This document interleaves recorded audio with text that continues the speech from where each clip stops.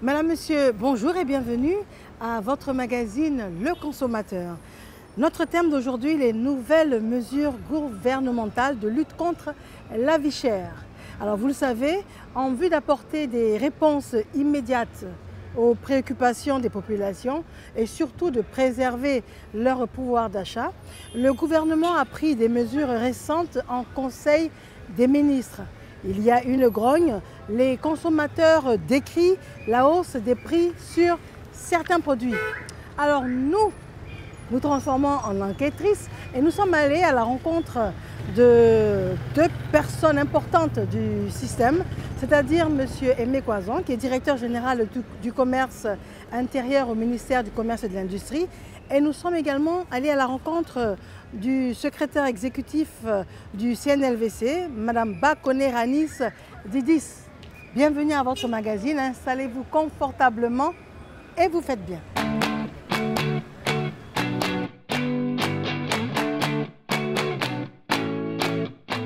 Nous sommes à la DGCI, Direction Générale du Commerce Intérieur. J'ai rendez-vous avec le directeur général, M. Aimé Coison. On y est? On y va.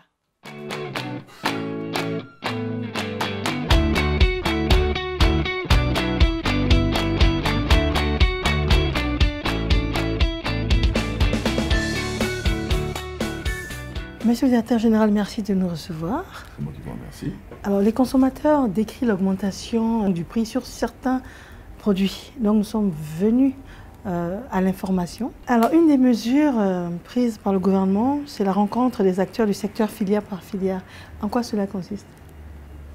Je voudrais, Mariam, rappeler que le Conseil des ministres, en sa séance du mercredi 21 juillet 2021, a arrêté un certain nombre de mesures dans le cadre de l'évolution des prix d'un certain nombre de produits, répondant ainsi aux préoccupations des Ivoiriens. Et l'une des mesures proposées par le gouvernement est la rencontre des différents acteurs des filières concernés, notamment la filière bétail, où nous avons eu à rencontrer les marchands de bétail, les chevillards, les bouchers détaillants, tous les principaux responsables de cette filière. Et également, nous avons eu à rencontrer le groupement des importateurs de riz en Côte d'Ivoire, parce que la Côte d'Ivoire importe chaque année plus de 1 300 000 tonnes de riz de grande consommation. Nous avons également, dans le cadre de nos séances de travail, rencontré la filière boulangère, blé-farine, notamment les meuniers, pour ceux qui sont donc les industriels de la farine, et également les boulangers qui sont ceux qui fabriquent le pain. Alors, à vous écouter parler DG, on réalise qu'on parle du riz, de l'huile, de la viande et de la farine. Vous savez, le panier de la ménagère comporte un certain nombre de produits, mais nous avons relevé dans le cadre de nos enquêtes que ces 4 produits figurent parmi les préoccupations des Ivoiriens. Les Ivoiriens ont touché du doigt ces produits et en réponse, le gouvernement a décidé de l'encadrement. Voilà, donc nous y travaillons avec les principaux acteurs de ce secteur, donc qui comportent l'ensemble de la chaîne des valeurs, afin de convenir des modalités d'application de la mesure d'encadrement des prix tels que instruits par le gouvernement. Déjà, on comprend bien que vous parlez de 4 produits qui vont être encadrés, mais est-ce que, par exemple, la tomate fraîche pourrait en faire partie, dans le sens où aujourd'hui c'est hors de prix la tomate fraîche? On est à quoi, 1800 le kilo? Effectivement, Mariam, ce qu'il faut noter, nous touchons aux produits vivriers, qui sont des produits de saison. Et effectivement, aujourd'hui, vous avez la tomate à 1800, mais je rappelle que hier, la tomate était à 400 francs, avant-hier, elle était à 200 francs. Aujourd'hui, vous avez sur le marché de l'aubergine en abondance, du gombo en abondance. C'est vraiment je dirais, la problématique de l'adaptation de notre consommation aux produits des saisons. Parmi les décisions prises en Conseil de gouvernement, on a pu noter la révision de la norme du pain. Qu'est-ce qui va se passer? En souhaitant la révision de la norme du pain, il s'agit pour le gouvernement d'introduire dans les caractéristiques, dans la composition de la baguette de pain en Côte d'Ivoire, les céréales locales. Et quand je parle de céréales locales, je parle de la farine de manioc, de la farine de banane, de la farine de sorgho.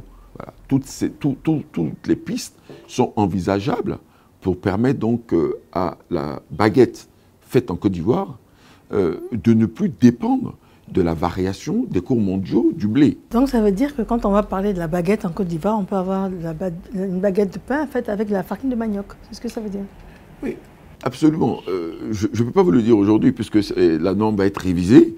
Les experts vont travailler sur la question parce que l'objectif, in fine, c'est d'offrir, certes, une baguette ivoirienne, mais une baguette de qualité. Donc, ce qui permettrait donc d'avoir une baguette ivoirienne accessible, de qualité, sera proposée donc aux Ivoiriens dans le cadre de la révision de cette norme. Alors, mais dès l'instant où la farine ferait partie des produits sur lesquels vous allez travailler pour plafonner, pourquoi ne pas utiliser cette farine-là et puis maintenir le prix de la baguette? Non, je vous ai rappelé qu'aujourd'hui, ce qui caractérise la baguette ivoirienne, c'est qu'elle est constituée principalement à base donc, de la farine boulangère de type 55 qui est obtenue à partir du blé. Le blé n'est pas un produit local, donc nous dépendons fortement de la variation des cours mondiaux. Et c'est l'une des questions préoccupantes que nous traitons aujourd'hui dans le cadre donc, de la mesure d'encadrement de la farine, telle que décidée par le gouvernement. Et justement, c'est pour nous permettre de sortir de cette dépendance que le gouvernement demande de favoriser la fabrication du pain à partir des céréales locales. L'un des points que nous avons noté, c'est le renforcement de la surveillance du marché. Effectivement, le renforcement de la surveillance du marché est un élément important du dispositif arrêté par le gouvernement. Vous notez qu'on a parlé d'encadrement des prix. Mais lorsqu'on parle d'encadrement des prix, il faut s'assurer par la suite que les prix qui vont être proposés par le gouvernement sont respectés par l'ensemble donc des commerçants. Et le renforcement de la surveillance du marché doit amener l'ensemble, je dirais, des acteurs à respecter les prix qui vont être proposés dans le cadre de cet encadrement. Il s'agit, dans ce renforcement de la surveillance du marché, d'identifier et de sanctionner les commerçants indélicats qui ne respecteraient pas la mesure d'encadrement des prix. Très bien. Vous aurez plus d'agents sur le terrain. Il y a des mesures prises pour du matériel supplémentaire. Qu'est-ce qui va se passer? La mesure que prend le gouvernement va être accompagnée de moyens opérationnels. Donc sur ce point, je ne doute pas que notre administration va pouvoir se déployer de manière à être efficace et pouvoir sanctionner, comme je l'ai dit tantôt, tous les commerçants qui ne respecteront pas la mesure d'encadrement des prix. Très bien. Je vous remercie. C'est vrai qu'il y a d'autres points à l'ordre du jour pour le Conseil de gouvernement, mais je garde ces questions-là pour le secrétaire exécutif du CNLVC. Je vais à sa rencontre tout à l'heure. Quels sont vos derniers propos pour conclure? Non, je voudrais, au terme donc, de notre entretien, rassurer les populations ivoiriennes. Le gouvernement, à travers les mesures immédiates qu'il vient de prendre, a clairement, je dirais, adressé la problématique de la cherté de la vie en Côte d'Ivoire. Les mesures structurelles ont également été évoquées par le gouvernement, même s'ils n'ont pas fait l'objet de communication. Je peux vous dire que nous sommes engagés dans la stabilité du marché. Nous sommes engagés à ce que les prix qui seront communiqués à la suite de nos négociations dans le cadre d'encadrement des prix soient respectés par tous. Je demande aux populations ivoiriennes de faire confiance à notre administration, de faire confiance au gouvernement qui a pris la pleine mesure de la situation sur l'évolution des prix. Très bien. Monsieur Aimé Croizon, je le rappelle, directeur général du commerce intérieur, je vous remercie infiniment. C'est moi qui vous remercie.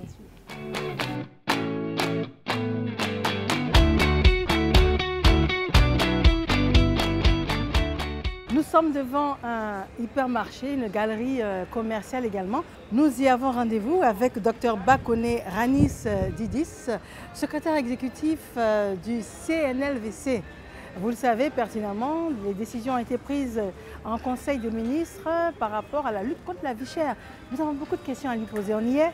On y va.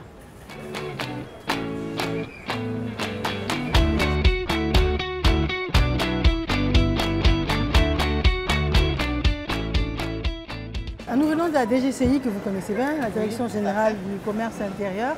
Et là, nous avions hâte de vous rencontrer. Et nous avons des questions pour vous par rapport au rapport du Conseil des ministres, par rapport aux mesures qui ont été prises concernant la lutte contre la vie chère. Alors, les questions qu'on aimerait vous poser, c'est lorsque dans les conclusions, les axes qui ont été dégagés, c'est-à-dire l'intensification de la communication sur les prix et les actions menées. Dites-nous, qu'est-ce qui va se passer concrètement? Par cette mesure, il s'agissait pour le gouvernement de donner des éléments de compréhension pour le consommateur. Compréhension déjà sur le niveau des prix, sur la disponibilité des produits, sur les meilleurs choix à faire en termes de consommation, bien entendu. Donc intensifier les actions de communication consiste à mieux informer le consommateur. Le consommateur sur les tendances du marché, sur les produits de saison par exemple, sur la disponibilité des produits et où est-ce que le produit est le mieux disponible ou le plus disponible. Pour que simplement le consommateur puisse faire le bon choix en tant que consommateur et pour qu'il soit, comme on dit, un consommateur averti. Mais quels sont les supports qui rentrent en ligne de compte? Parce qu'il y a déjà une émission qui existe, le consommateur. Il y a une autre émission, c'est combien? Quels sont les autres supports qui rentrent en ligne de compte maintenant? Alors, il s'agit déjà de renforcer la diffusion, la visibilité des émissions qui existent déjà. On part de quelque part, il y a un existant, comme vous venez de le signaler. Il s'agit de faire en sorte que ces émissions qui sont utiles pour le consommateur, qui sont essentielles et qui apportent la bonne information, de faire en sorte que les consommateurs, où qu'ils soient sur le territoire national, puissent avoir accès à ces émissions-là. Donc déjà, c'est augmenter la diffusion, donc intensifier ce qui existe déjà. Et puis, il s'agit de penser à d'autres supports de communication. Penser aussi à mieux diffuser sur des supports numériques, par exemple, ces émissions qui existent déjà, ou même penser à des capsules qui peuvent facilement visionnables par le plus grand nombre. Donc la réflexion est en cours, il y a un existant, il s'agit de le renforcer et également diversifier les supports de communication. Très bien, alors comme vous dites, les grandes décisions qui ont été prises, l'installation de comités locaux de lutte contre la vie chère, sur toute l'étendue du territoire, qu'est-ce que ça veut dire? Sur l'étendue du territoire, la Côte d'Ivoire, on a 31 régions dans le pays et il s'agit par cette mesure pour le gouvernement de, faire en sorte que les spécificités régionales soient prises en compte. C'est vrai qu'on prend des décisions, le gouvernement quand il prend des décisions, c'est des décisions à vocation nationale qui concernent l'ensemble du territoire, mais nous pensons que pour l'application de ces décisions-là, pour une efficacité dans l'application, il est important d'impliquer les préfets, d'impliquer les acteurs locaux, parce que ça permet de prendre en compte certaines spécificités au niveau local. Et ça permet aussi de toucher les acteurs qui sont spécifiques. Si on prend par exemple... un exemple concret. Un exemple concret. On prend au niveau du secteur de la viande, du bétail viande. On a rencontré les acteurs. parce qu'une des mesures prises par le Conseil des ministres, c'est de rencontrer filière par filière les acteurs. Ces acteurs ont été rencontrés. La plupart, on les a rencontrés, on est à Abidjan. Donc on a rencontré les acteurs qui sont représentatifs, c'est vrai, parce qu'il y a les coopératives, il y a la confédération de bétail viande, donc qui ont une représentativité nationale. Mais au niveau régional, il y a des représentativités aussi. Je veux dire, le boucher qui est à Abidjan, qui est à l'abattoir de Port-Boué, ce n'est pas le même boucher qui est à Korogo, qui est à Mans, qui est à Boisseau ou qui est à Bengourou. Vous comprenez? Donc il s'agit aussi, pour pouvoir mieux toucher les acteurs, faire en sorte que les comités locaux soient mis en place. Et ces comités locaux seront composés non seulement des préfets, des directeurs régionaux, que ce soit du commerce, du ministère du commerce et de l'industrie, des ressources animales et halieutiques, de l'agriculture, etc., mais aussi des acteurs locaux. Parce que si on veut une vraie appropriation des mesures qui ont été prises, excusez-moi, ils seront en charge de veiller à l'application stricte des prix. Ils seront en charge de veiller à l'application stricte des prix, des décisions des prix, et puis d'une manière globale, des décisions qui sont prises par le gouvernement, mais au niveau local. Parce que les acteurs locaux, région par région, sont impliqués. Ils seront impliqués, les acteurs locaux, et non pas juste les acteurs nationaux. D'accord, très bien. D'accord. Donc en fait, votre communication, vous allez la faire en accord avec les autorités de la région. Exactement. Avec les autorités de la région, parce qu'il y a des spécificités par région, vous voyez. Les acteurs ne sont pas forcément les mêmes. Les habitudes alimentaires, les habitudes de consommation ne sont pas toujours les mêmes région par région. Donc il s'agit vraiment d'être au plus près des préoccupations des consommateurs. D'accord. Très bien. Alors parmi les grandes résolutions, on a également la facilitation du retour des bouviers convoyeurs de bétail. Alors, ça m'a fait sourire et je me suis dit, qu'est-ce qu'ils vont faire? Cette mesure, en fait, elle est consécutive de la pandémie à coronavirus. En fait, pour limiter la propagation du virus, l'UEMOA, parce que c'est une décision de l'UEMOA, ce n'est pas une décision de la Côte d'Ivoire, a décidé de la fermeture des frontières au niveau des individus. Donc, cette mesure a pour but de, tout en conservant les mesures barrières pour continuer à limiter la propagation du virus, mais permettre à ces marchands qu'une fois livrés leurs marchandises, puissent retourner. Dans le cadre de notre émission Le Consommateur, on est parti à la rencontre des commerçants pour la viande, notamment, qui ont été clairs en disant que ce n'est pas possible qu'ils baissent et que rien ne peut être fait dès l'instant où ils achètent plus cher et on leur demande de vendre moins cher. Techniquement, ce n'est pas possible. Là, le problème est réglé avec les différentes rencontres que vous avez eues avec les acteurs du secteur, c'est réglé. Ce qu'il faut bien savoir, c'est que les prix qui sont annoncés par le gouvernement dans le cadre des négociations, dans le cadre d'un encadrement des prix, ce sont des prix concertés. C'est important de le dire. Le ministère ne s'assoit pas, le ministère du Commerce et de l'Industrie ne s'assoit pas dans son bureau tout seul, le ministre du Commerce, ne s'assoit pas dans son bureau tout seul pour fixer les prix. On va à la rencontre des acteurs. On s'assoit avec eux. Et toute la semaine dernière, ça a été le cas. On s'assoit avec eux pour discuter, pour regarder l'ensemble de la chaîne des valeurs, regarder l'ensemble des coûts qui entrent dans le prix. Et c'est l'ensemble de ces éléments-là qui arrivent, in fine, à fixer le prix. Donc le prix qui est fixé, c'est un prix concerté. C'est un prix concerté, c'est un prix qui prend en compte toutes les variables qui rentrent dans la composition du prix, y compris l'achat à l'origine du produit, du bœuf par exemple, y compris la hausse des prix qui peuvent être constatés dans les pays d'origine à cause de la crise au Sahel. Donc ces prix-là, qui sont annoncés, sont des prix concertés qui prennent en compte l'ensemble des facteurs. Donc une fois que ça a été fixé, et c'est fixé en accord avec les acteurs de la filière, l'ensemble des acteurs, que ce soit les commerçants, les bouviers, les chevillards, les bouchers, ils étaient autour de la table. Et les discussions sont en permanence ouvertes. Donc quand un prix est fixé, ce prix s'applique à tout le monde. Alors, docteur Ba, j'aimerais vous poser la question de confiance. En allant au marché, on a constaté que les prix n'étaient pas affichés en ce qui concerne par exemple la viande chez les bouchers.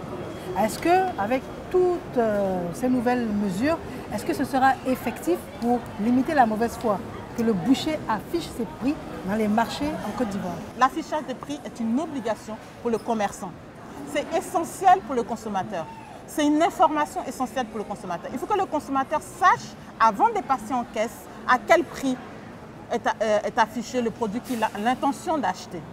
Donc c'est une obligation légale qui est dans notre droit.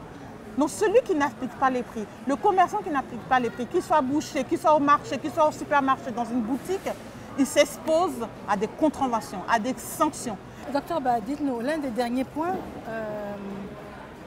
parmi les résolutions du Conseil des ministres récemment, c'est d'intensifier la lutte contre le racket.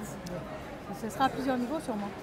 Absolument, c'est à plusieurs niveaux parce que quand on regarde les études qui sont faites et quand on interroge les acteurs, les coûts des facteurs qui rentrent dans la composition du prix, un des éléments, notamment quand on regarde la filière bétail-viande, un des éléments qui est évoqué, c'est le racket. Ce qu'on peut appeler plus communément les faux frais, les frais des routes. C'est-à-dire tout ce qui doit être dépensé en plus sur toute la route jusqu'à la destination finale. Ça, c'est intolérable. C'est intolérable pour le gouvernement parce que ce sont des frais qui viennent renchérir le coût final qui est fait aux consommateurs. Il y a une unité de lutte contre le racket avec laquelle le Conseil national de lutte contre la vie chère travaille, l'Office de fluidité routière travaille également. Donc nous avons des missions régulièrement pour débusquer, démanteler ces faux frais, démanteler les barrages qui sont à l'origine de ces faux frais. On réalise que le gouvernement a durci le ton. Absolument, parce que notre souci principal, c'est la préservation du pouvoir d'achat des populations. C'est venir en aide aux populations. Et il est inacceptable pour le gouvernement d'entendre les plaintes des consommateurs sans réagir. C'est ainsi que le gouvernement a pris l'ensemble de ces mesures. Et c'est l'application de l'ensemble de ces mesures qui vont soulager les populations. Donc il est hors de question qu'une seule de ces mesures ne soit pas appliquée, ne soit pas respectée sur le terrain par des personnes qui vont s'adonner à des pratiques qui vont à l'encontre du bien-être des consommateurs. Très bien, je vous remercie infiniment. C'est moi qui vous remercie. Nous avons fait le tour des questions, nous avons les bonnes réponses également. On est très motivés, on réalise que les choses sont en cours. Je vous remercie. Je vais prendre congé. En tout cas, merci de nous avoir attendus et puis de cet entretien. Merci à vous. Je le rappelle, Dr Bakone Eranis Didis, elle est secrétaire exécutive du CNLVC, Conseil national de lutte contre la vie chère. Je vous remercie, docteur. Merci, Marianne. Au revoir. Mesdames et messieurs, nous sommes au terme de notre émission. Les nouvelles mesures gouvernementales de lutte contre la vie chère. Voici donc énoncés les différents points. Et dans nos prochaines émissions, nous allons repartir pour voir l'effectivité point par point de toutes ces mesures. Vous le savez, cette émission est conçue pour vous et notre ambition, c'est réellement le confort du consommateur. Madame, Monsieur, mille merci d'avoir été là et bonsoir.